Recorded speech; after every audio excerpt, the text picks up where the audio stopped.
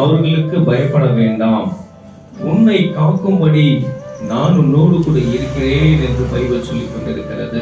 அல்லேலூயா.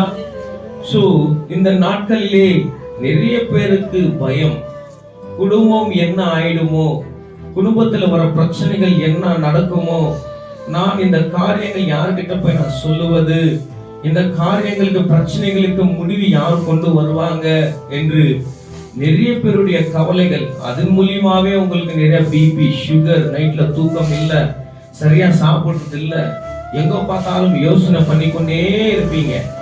ஆண்டவர் சொல்லுகிறார் இந்த காலை நேரத்துல, அதை குறித்து நீங்கள் கவலைப்படாதே. நீங்கள் செய்ய வேண்டியது ஒரே ஒரு காரியம், எல்லாவற்றையும் தேவனுக்கு தெரியப்படுத்துங்கள், தேவனுக்கு சொல்லுங்கள். தேவன் எல்லா காரியங்களும் அவர் கவனித்து பார்த்து கொண்டிருக்கிறார் என்று பைபிள் சொல்லிக் கொண்டிருக்கிறது.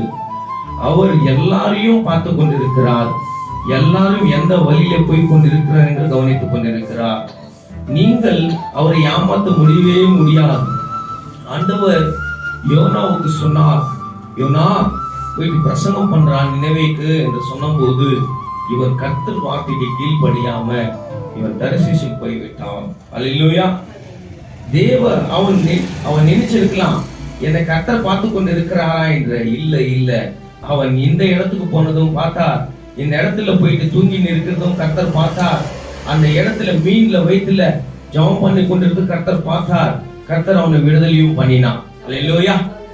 தேவன் எல்லாவற்றையும் கவனித்துக் கொண்டு இருக்கிறார். அல்லேலூயா.